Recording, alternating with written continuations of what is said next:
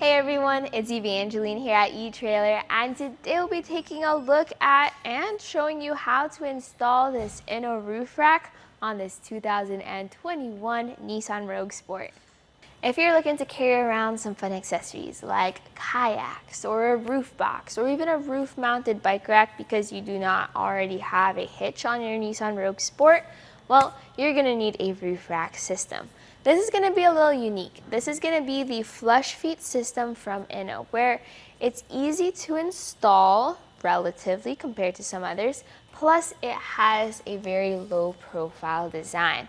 Some people like it because it looks closer to factory compared to some other roof rack styles. We'll talk about it here so you can find the best fit for you.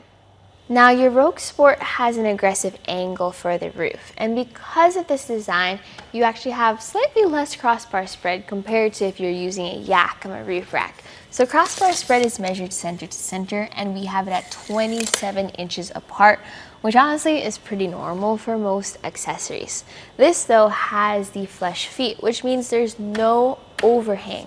You actually have less crossbar to use, but the perks of that is with a small vehicle like this, there's almost no chance of you hitting your head against the crossbar when getting into your vehicle. So if you measure underneath the crossbar where the towers are, you have 37 3/4 inches left of crossbar space for clamps to go around. You can get an inch more on each side if you use the T-track slot though. This is also very low profile, so if you are using things with clamps, your height is limited to 2 inches of space. So most of your roof boxes, especially the modern ones, have clamps that are that low profile, but other accessories that use U-bolts and wing nuts, you might not get enough clearance there, so you'll have to keep that in mind. As for the height this adds to the top of your roof, it's going to be about 2 3/4 inches, give or take where you measure on the roof. This is going to be where your cargo sits. So for example, maybe you're carrying around some skis with some extra tall bindings. You want to make sure that there's enough clearance. And if you find out that there's not, that's when you can look at accessories that give you that extra height. So this roof rack is really low profile, meaning it doesn't stick up as much as other roof racks. The downside is you are going to have to be careful with your accessories. What is nice is how all the locks are included. So you get 2 keys, and 1 key only is needed to access the whole system. And you just take that cap off. And now you have access to both your T-track channel and to mounting and dismounting this rack.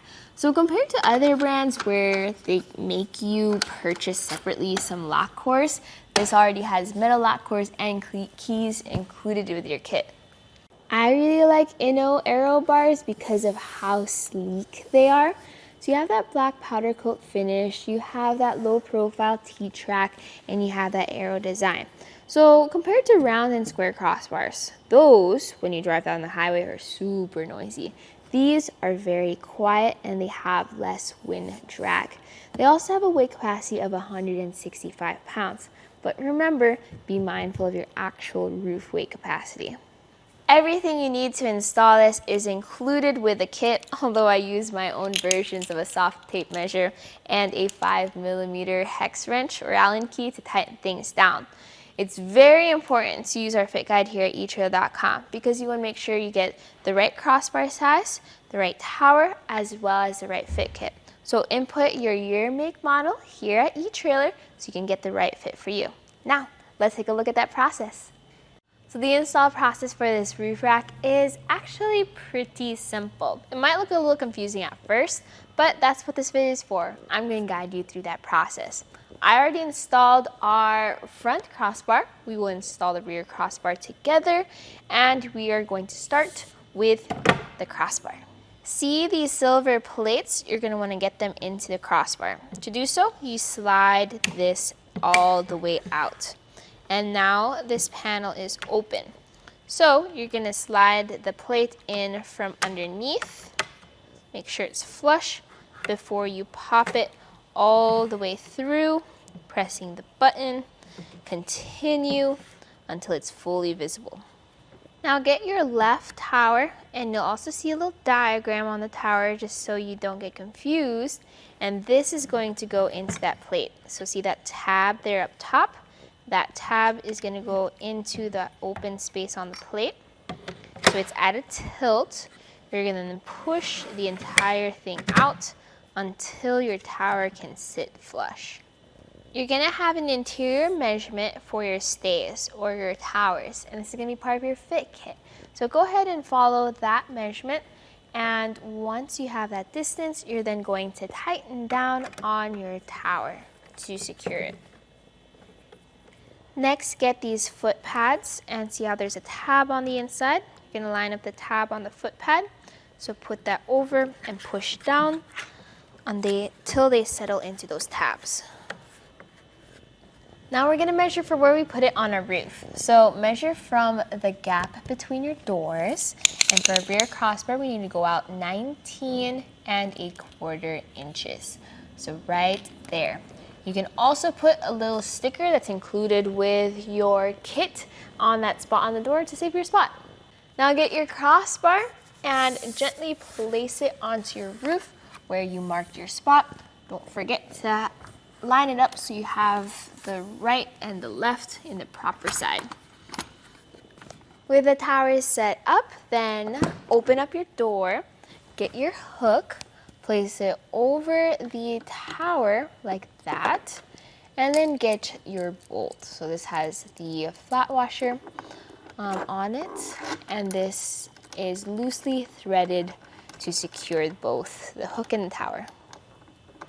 I recommend tightening it down evenly, meaning do part of it on one side, go to the other side, finish it off on one side.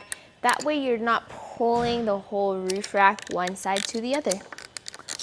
Your tool has a torque setting of 3 Newton meters, which means as you tighten down your hooks, you just keep going until you hear it click, telling you that you've had enough tension.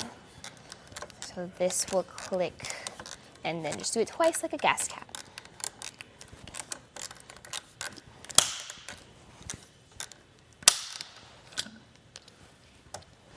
With both sides tightened down, go ahead and slam your door on your hook.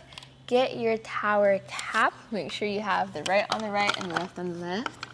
This slides through inside those grooves. Turn the key to lock it, and now you're secure. Double check all 4 towers. Make sure they are secure, and then they're locked. But that's it for the install. You're now ready to load this up and hit the road.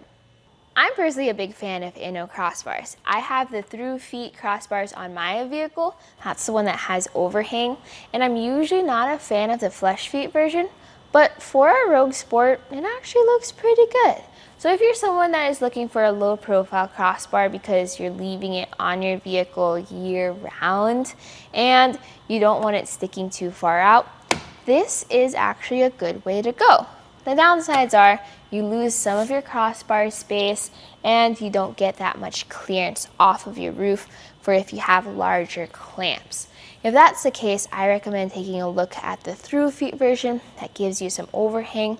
And if does not give you enough crossbar spread, maybe you're carrying around longer items like a kayak, definitely take a look at the Yakima brand for your Nissan Rogue Sport.